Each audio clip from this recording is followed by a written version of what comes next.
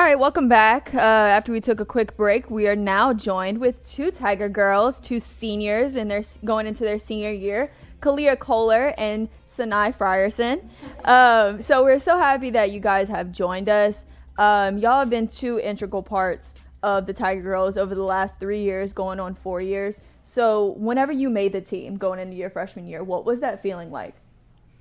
Man, well, we actually, I think it's funny, we met at tryouts our freshman year. She was probably like the first person I met there. And so once I met her, I was like, okay, we're in it. So we both were just super excited, honestly. I felt like individually we both brought something different to the team.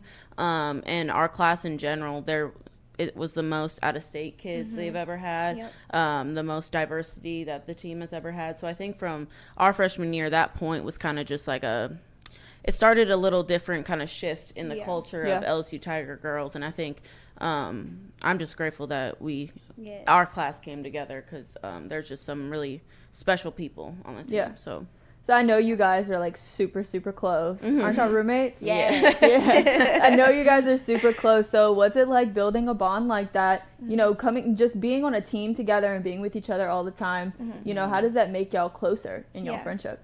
I think exact same thing that she said. Like right when we had auditioned for Tiger Girls, she was literally like the first person I met, and I really feel like that was like God's way of just like bringing somebody new into my life. At the time, like I had a great friend group, but I think like she's like my one, like that one solid friend. So I'm grateful for Tiger Girls. Like they brought me, you know, my sister, my family, like a second family. Our team is like very, very family oriented. Yeah. If you ever come into like our practices, we are I've very been. Yeah. It's so amazing. Okay, yeah. Watching y'all, whenever I came to do that story for Tiger TV, yes. watching y'all and how much y'all are such a tight-knit group. Yeah. And like, it doesn't seem like there's any like catty drama or like no one like doesn't like each other. It just seems like y'all are just like all best friends and like y'all are just doing what y'all love, and that's so awesome to see that like, you know, y'all, I think that's what made y'all so great is that your personal relationships with each other are what they are, and that's obviously what makes y'all such a good team.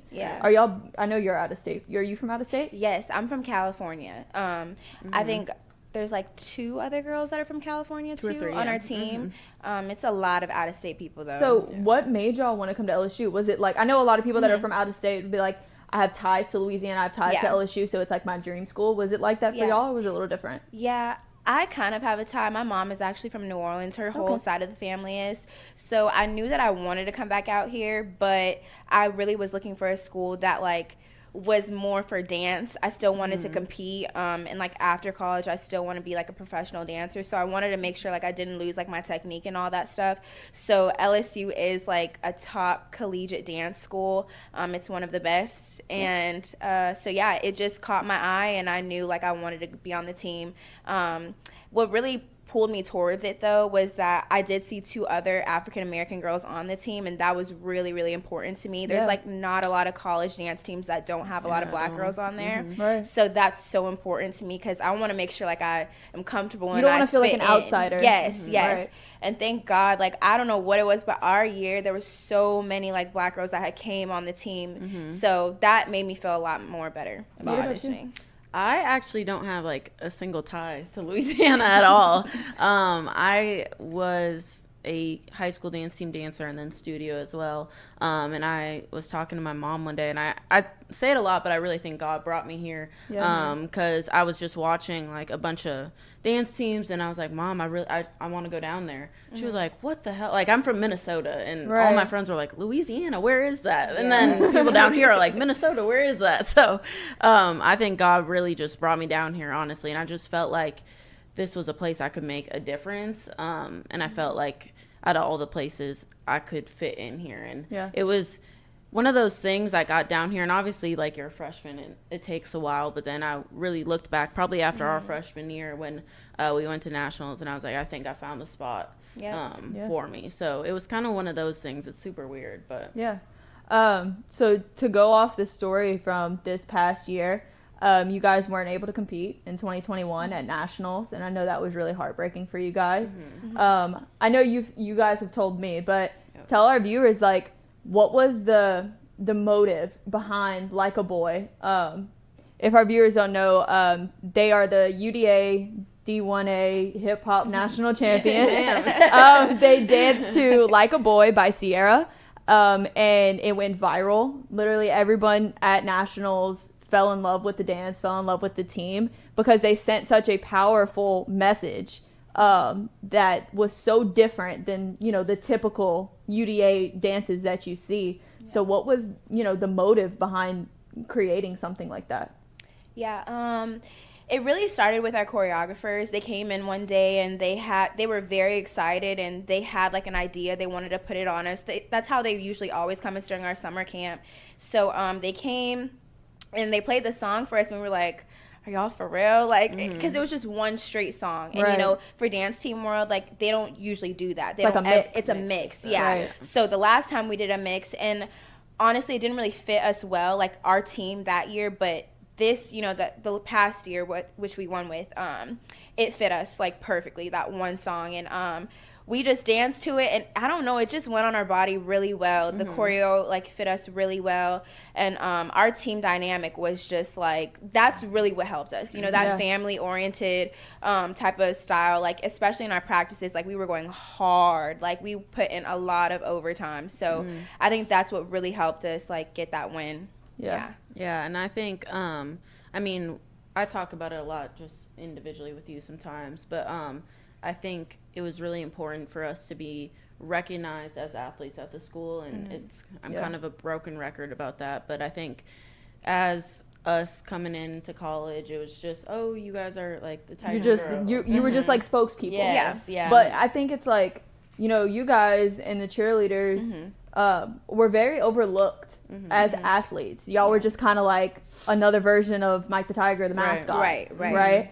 And no one really took into consideration that you guys put in just as much work as the football team, as the gymnastics team, as the baseball team. Yeah. And y'all practice hard. And not only are y'all getting dances ready for games and appearances, but y'all are putting work in for months to get ready for nationals. And I think that was very overlooked. And so I felt bad for y'all whenever they told you y'all couldn't go, but y'all still had to dance at games and make appearances. So I know that was really heartbreaking.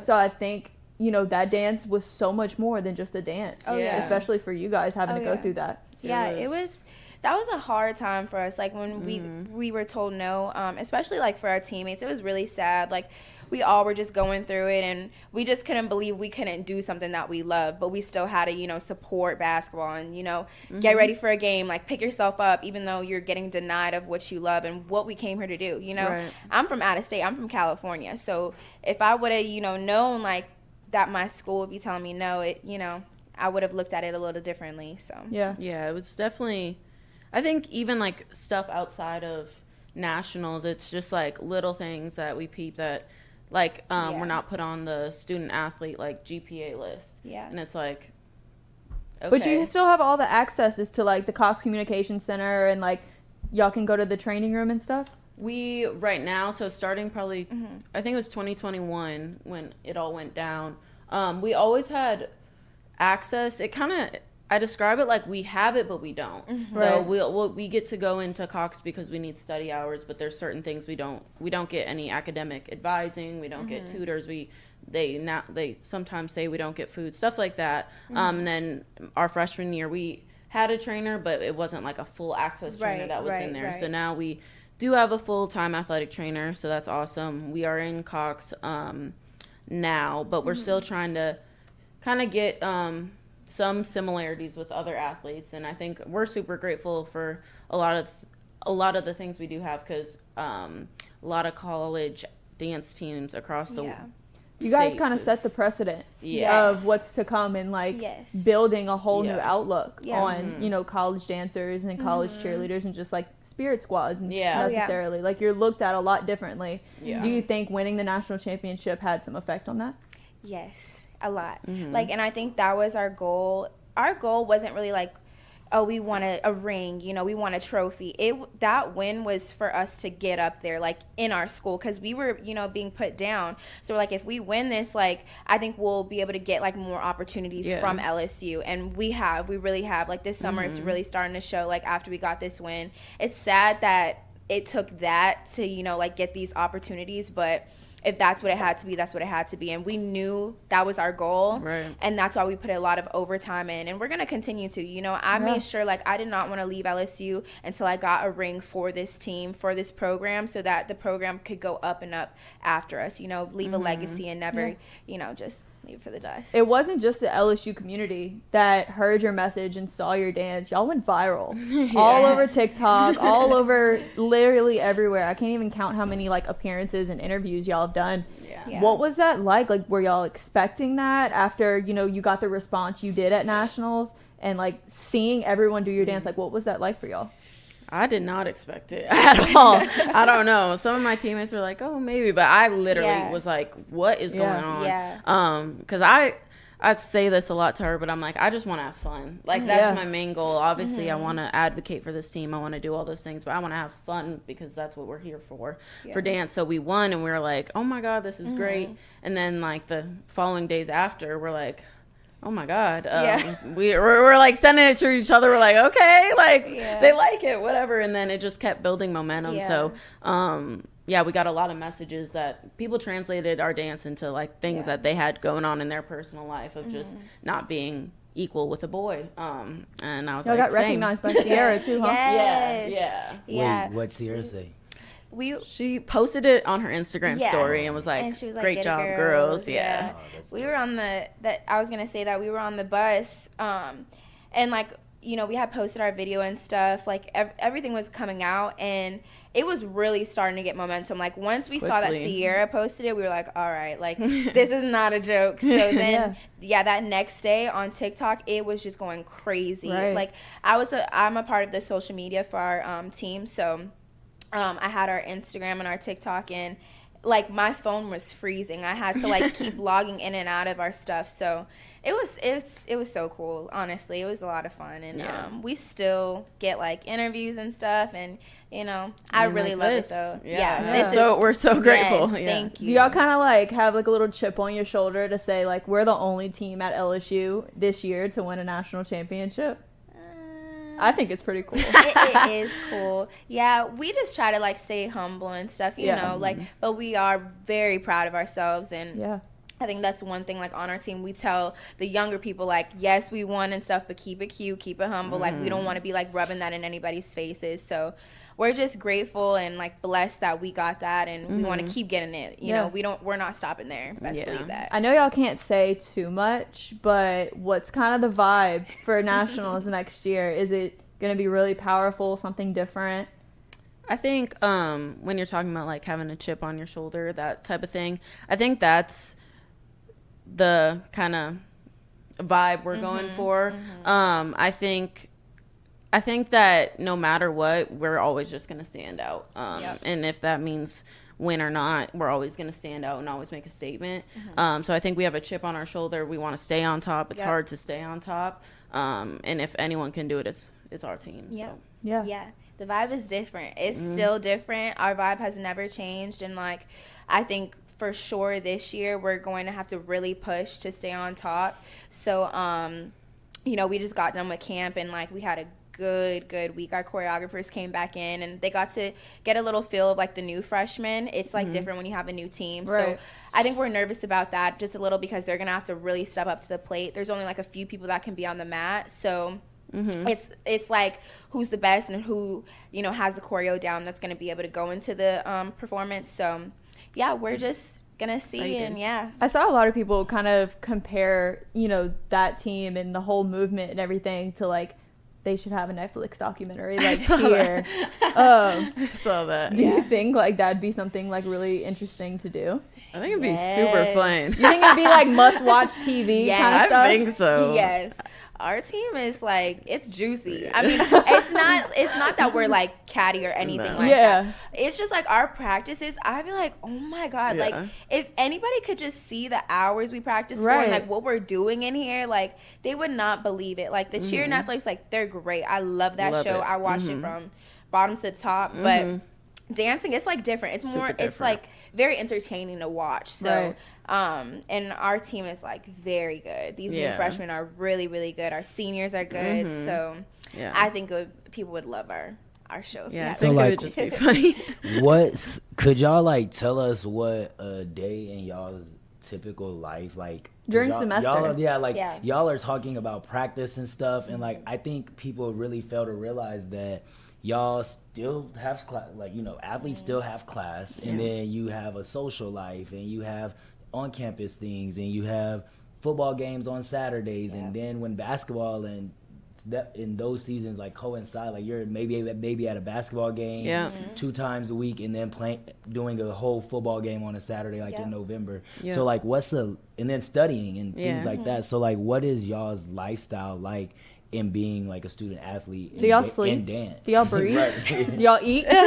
We have practice. So like our busiest season is probably like November-ish, because we're kind of transitioning. You got those overlaps. Yeah, football that overlap. and basketball and stuff. Yes. So for media. So we have practice in the mornings, usually 3 to 4 times a week, but you never know, honestly. So it's probably going to be every day, but we have practice in the mornings. We go to class after that. A bunch of us work. Because we're on. How do you have a job? We're on a little bit of scholarship, like a little bit, but nothing compared to obviously the other sports. So a lot of us teach at dance studios just to help out with parents' tuition and stuff like that. And then, like you said, basketball is usually Monday, Wednesday, Thursday. So we have that. Football on Saturdays. We have promotions. Yep, women's and men's. We have promotions for the school that they want us to go out and do appearances. So in a full day, we probably do something every hour, whether that's studying or school or whatever. So not a lot of downtime. No. In this month. Y'all just kind of like take advantage of summer and like live it up while you can. That is our free time. Like especially me. Like I make sure, like I'll still dance. We still have to like send in videos and stuff, like in our little group message and all that stuff. Like our coach requires a lot from us, so it's not like we're done, but the summer is definitely like my free time. That's when I'm like, all right, let me just get a break right quick. So Candace seems like she's really like, she don't I'm play. gonna push y'all. She don't play. She don't look like she don't play. Yeah. So she do not play. Such a nice lady though. Yeah, Love she's her. sweet. Love and so her. like people may not realize, and like y'all have talked about the hours and the overtime and things that goes into the dancing. Like how do y'all mentally and physically keep y'all's bodies like aligned?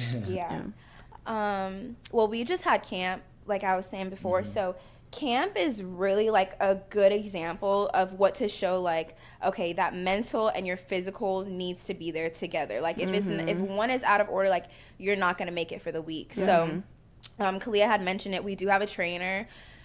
She has helped us a lot, just with like keeping our bodies like tight and still in shape. So I think that has been a big thing for us. And then also just with like our mental, we are really big on like checking up on each other. Calea's our captain, and she does such a great job of like just checking in with everybody. Since I met you freshman year, I just had a feeling that like you were gonna be a captain. Like you just kind of have like that like natural leadership qualities. I appreciate she's so good at it. Thank you. Oh, she's so good at it. So Thank you, if it wasn't for her and like really our coach, I think like our team dynamic wouldn't be there. So they're really good at that, just checking in on everybody, making sure we're good. And I think that's it too. You can. And what is it, Caliea? Could you tell us a little bit? I know last year you served as the junior team captain. But now this year, in your senior year, you serve as the senior team captain. So like, what does kind of being the leader, like, what's your mindset going into that, and like, how do you make sure that you meet everybody where they are? Because like Sanai has mentioned, y'all have new freshmen coming in, and y'all have 4-year seniors who are here. So how do you maintain your relationships and making sure that the freshmen are good and the seniors and in between? Yeah, I think about it a lot, and I just think about like the type of legacy I want to leave to these girls. I think it's super important to have someone that really knows you, cares about you, but also holds you accountable. I think with the seniors, it's the rest of the team kind of it's making people feel important and seen throughout the process of all that.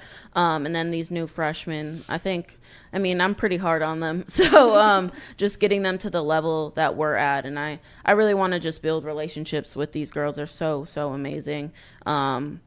But yeah, I think I just want to leave. I want everyone to remember, like, I was there for them. I led them. I stuck my neck out when I probably shouldn't have with athletics and done stuff, just because I want these girls to make sure they feel seen and heard from everybody, no matter if that takes a toll on me. So we've gotten to work since freshman year, things like that, and I've gotten to know you really well. But like, could you really explain how, since your freshman year, some of the adversities that you had to face, and like, I'm not a stranger to it at all, but like when communicating with LSU Athletics Administration and trying to, not just LSU Athletics Administration, with LSU administration in general, it's touchy, and sometimes you don't want to feel like you're coming off disrespectful or like things like that. But then at the end of the day, you're like, I pay to go here and I put hours and I wear this brand on my chest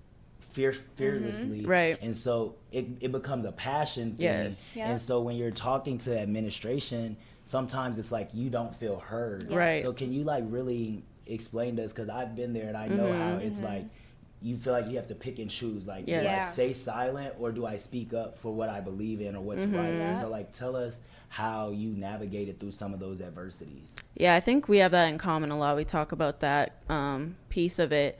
During the 2021 year, it was extremely hard. I think it's different when you're dealing with adults too that are older than you, and you're kind of like, you're telling them like, no, this is what needs to happen. I've learned a lot about how college administration is. I've learned a lot of people that do support us, and so I don't want to pass by that, but I've learned a lot about how it just works behind the scenes. So I think it was extremely hard. I think especially on our mental health. I hate when I feel like the people I love aren't getting what they deserve, or I'm not being heard or anything like that. So I felt there was times I was in her room, I'm like, is it worth it? Is it worth it? Because I was just getting a lot of backlash, as I should, I was like saying a lot of things. But I think there's some people in the administration that we've come to an understanding of what this team means to me. And I think they know, like, that's the girl. She's not going to stop talking. So I'm always talk. And I mean, and just keep being that way. Keep doing that. The most successful leaders and people in life are those who dared to do something first, who spoke up when everybody else thought that wasn't the thing to do. So continue doing that, because like from what we've done, from what we've seen freshman year to what we've seen this year, and the growth in the program and the exposure and the, like you said, y'all are starting to, although it took years of adversity and winning a national championship, finally y'all are starting to reap some of those benefits that y'all have sown. So keep doing the work that y'all are doing and representing the program, because y'all are known worldwide, literally. And I don't know many other school dance teams before, like even before coming here, I didn't even know really that there was a such thing as like collegiate dance and things like that. So y'all have really left not just an impact on the campus and on the students and your teammates and y'all's program, but literally on the world. So I appreciate doing what y'all that. are doing for sure. All right, a couple more questions before we let y'all go. So we're loving this one. All four of us are seniors, about to go in our senior year. What's some like advice that you'd give to like an incoming freshman who doesn't really know what to expect from college?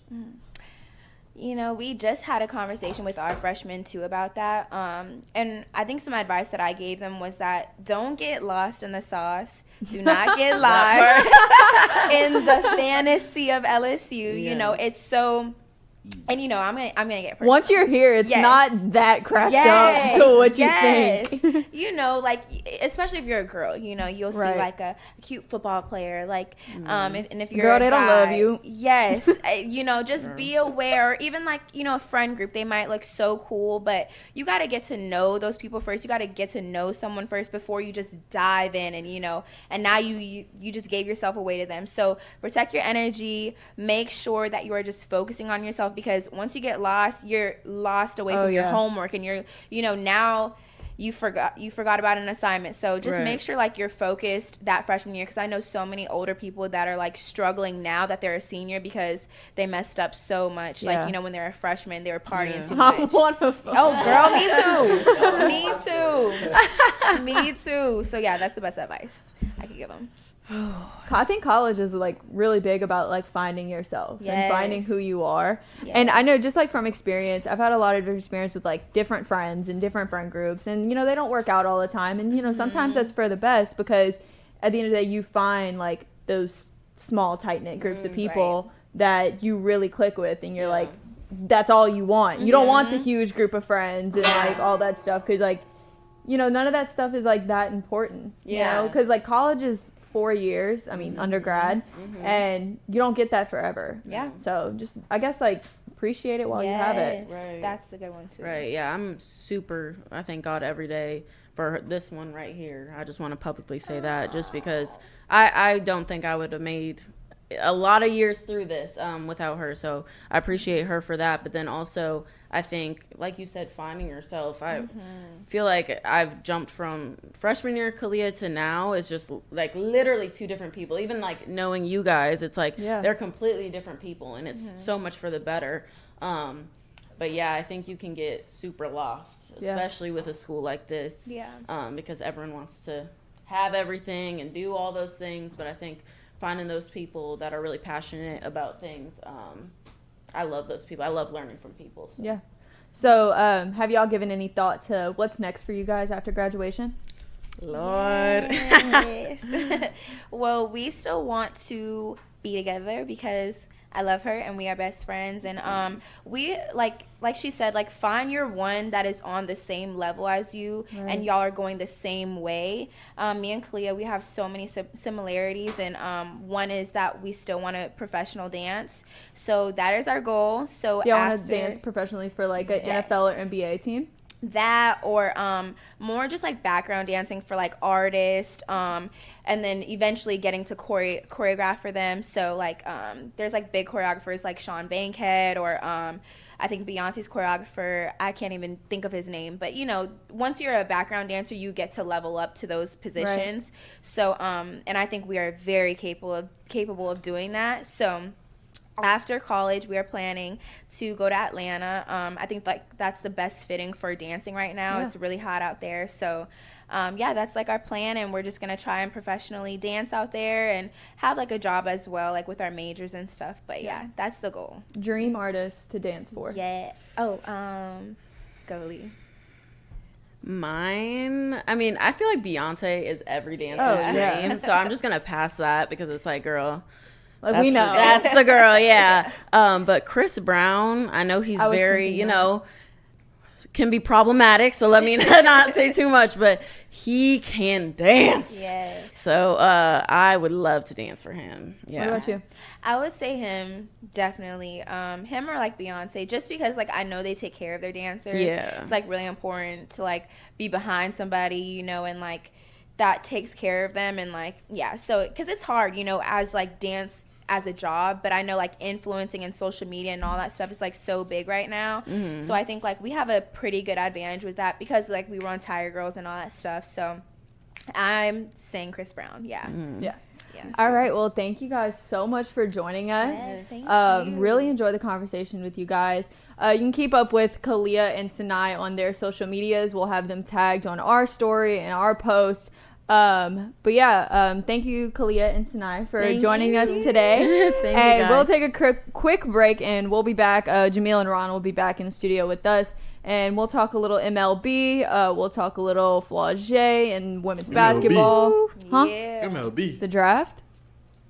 The draft. That was last week. And then we'll get back to talking a little college life. So stay tuned. We'll be right back.